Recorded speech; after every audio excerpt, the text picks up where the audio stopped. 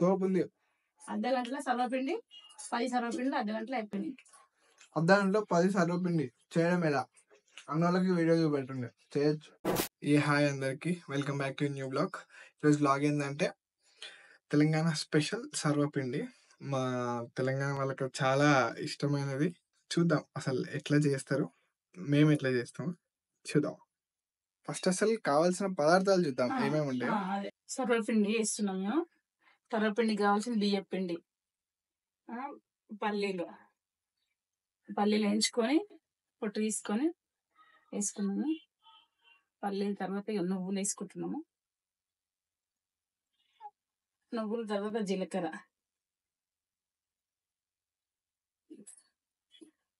సర్వపిండి కావాల్సిన కేవలం ఖచ్చితంగా ఉల్లి ఆకు, ఉల్లిగడ్డలు పెడితే ఆకు వచ్చింది. ఉల్లి ఆకు వేసుకుంటే బాగా టేస్ట్ ఉంటుంది. ఉల్లి ఆకు నుంచి కొత్తిమీర వేసుకోవాలి. కొత్తిమీర కొంచెం ఎక్కువ వేసుకున్నా బాగానే ఉంటుంది అనుకో అని వేసుకుంటున్నాము. పసుపు,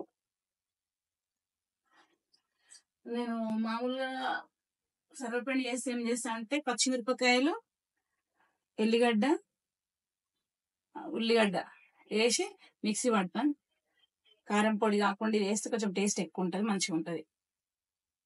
ధనియాలు, సాల్ట్, అందులో కొంచెం సాల్ట్ వేసాం కాబట్టి కొంచెం వేసుకుంటున్నాము.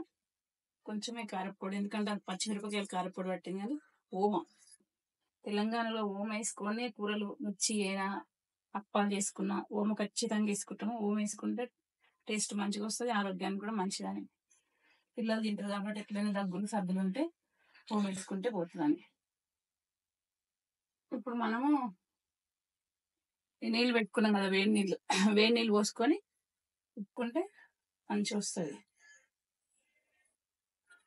వేడి నీళ్ళు పోసుకొని ఉప్పుకోవాలి. చల్లీళ్ళు పోసుకొని ఉప్పుకున్నాం అనుకో అది ఇచ్చకపోయినట్టు అయింది. సర్వపిండి ఇచ్చకపోయినట్టు అయి జిగు ఉండదు. వేడి నీళ్ళు పోస్తేనే జిగు వస్తుంది పిండి. వేడి నీళ్ళు పోసుకొని ఉప్పుకున్నాము.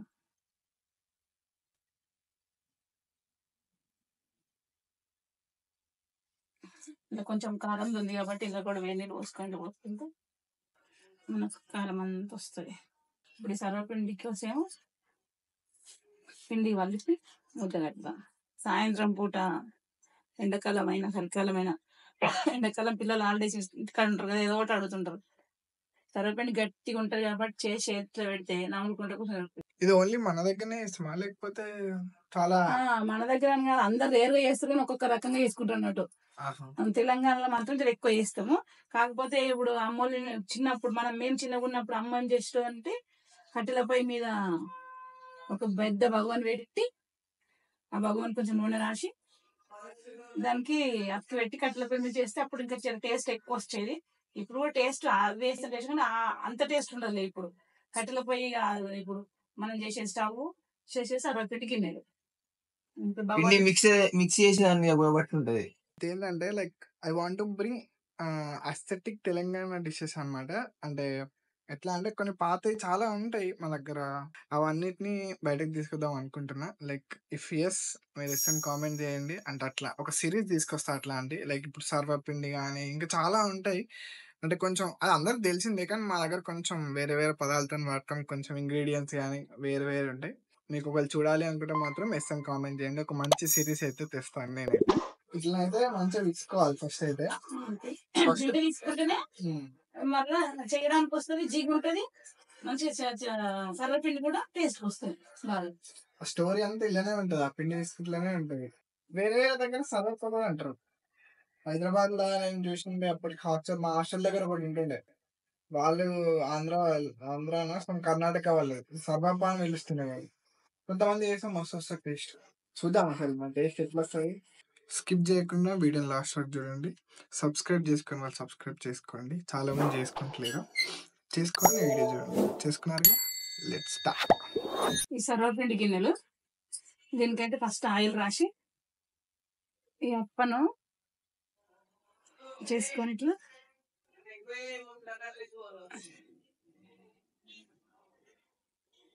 ఇట్లా వేసి దీనికేసి వస్తాలి.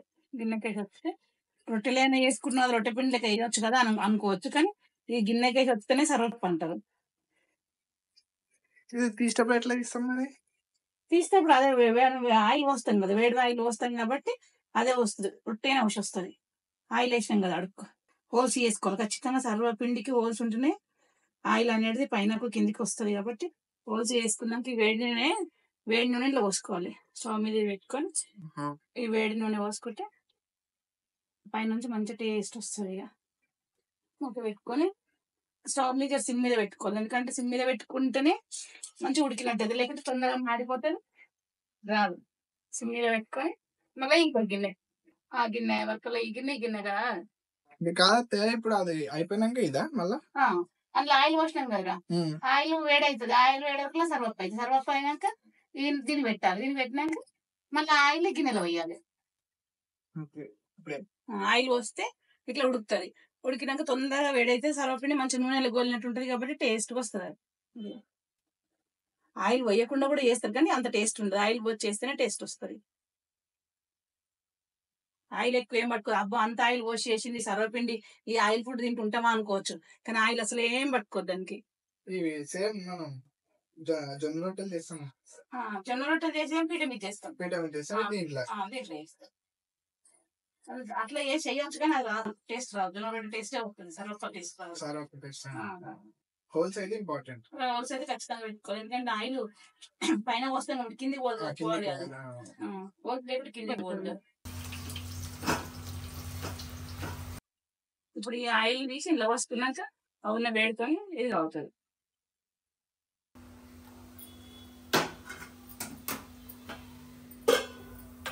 ఇట్లా బెనిఫిట్ అంటే పిల్లలు ఉట్టి రొట్టె చేస్తాను ఇట్లా తినరు. అలా ఉట్టిగా నువ్వులు బుక్కుతారు, ఉట్టిగా పల్లీలు బుక్కరా, ఏం బుక్కరు. ఇల్లు ఉండేది పల్లీలు, నువ్వులు, ధనియాలు, జీలకర్ర, ఓమ, పుల్యాకు, కొత్తిమీర ఇట్లాంటి అన్ని ఇస్తామాయి. అవన్నీ ఆరోగ్యానికి మంచిగానే, అందుకే బెనిఫిట్ కోసమే చేస్తాం. ఇది సాయంత్రం ఫుడ్ అట్లా బెనిఫిట్ అవుతుంది, ఇట్లా ఫుడ్ అవుతుంది. పిల్లలు ఇప్పుడు ఏంది సాయంత్రం ఏంటంటే పిజ్జాలు, బర్గర్లు, నూడిల్స్లు, అవేంటి కేకులు అవి కొనుక్కొని తింటారు. వీటి వల్ల అనారోగ్యం ఫాలో అవుతారు, కానీ ఆరోగ్యం ఉంటుంది ఏమట్లేదు. రొట్టె మాట తింటారు, అస్సలు తింటలేదు. రొట్టె ఈ టేస్ట్ వస్తుంది కాబట్టి చేసి పెట్టుడు.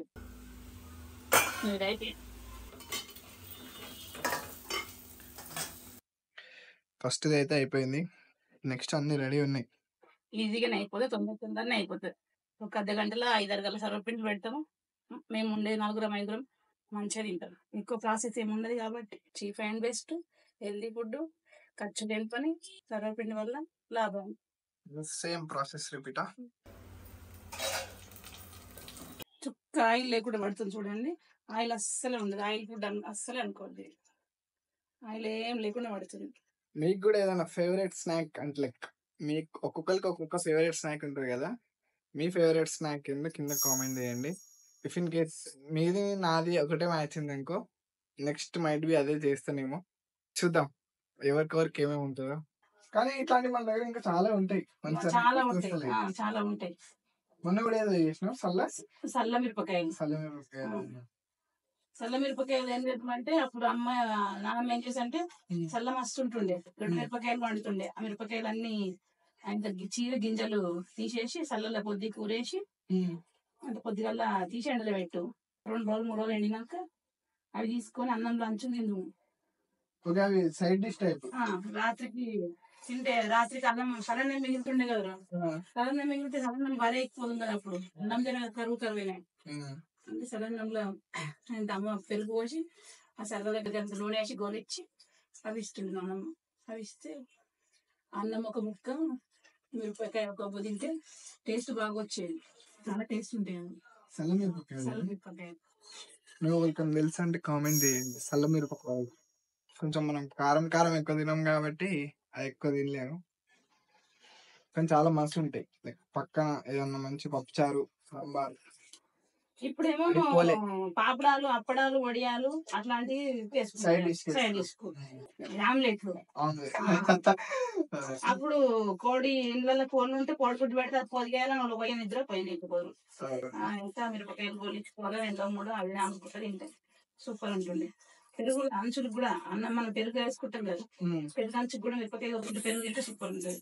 చల్ల మిరపకాయలు అంటే ఇంతకుముందు చల్ల చెప్పినా కదా నేను, అవి చల్ల నానేసినాక నూనెలో కొంచెం ఆయిల్ వేసి చిన్న ముక్కుట్లో కొంచెం ఆయిల్ వేసి అటు ఇటు అని కొరుక్కొని తింటే కరకర అంటే ఇలా ఉప్పేసి చల్లలో ఉప్పేసి ఇవి నానబెడతాం. పొద్దుకి నానబెట్టి పొద్దుగల తీసి మళ్ళీ ఎండలో పెట్టాలి. మళ్ళీ పొద్దుకి నానబెట్టి మళ్ళీ తీయాలి. 2 రోజులు నానాలి ఇవి చల్లల.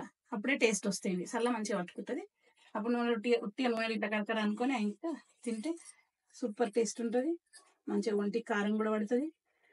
ఇప్పుడు ఒంటికి కారం లేకనే రోగాలు వస్తున్నాయి. బీపీలు, షుగర్లు అవి ఇవి వస్తున్నాయి.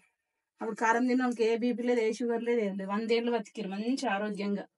సర్వపిండిలో మా వాళ్ళు మస్తు వేస్తారు. మా కీకైనా, మా మమ్మీ అయినా, మా అమ్మమ్మ మస్తు అంటే చాలా బాగుంటుంది టేస్ట్. లైక్ మా వాళ్ళందరికీ సర్వపిండిలో చాలా మంచిగా చేస్తాం, మంచిగా తింటాం. ఫస్ట్ అంటే మేము నచ్చి తింటాం కాబట్టి వాళ్ళు ఇక చేస్తూ ఉంటారు.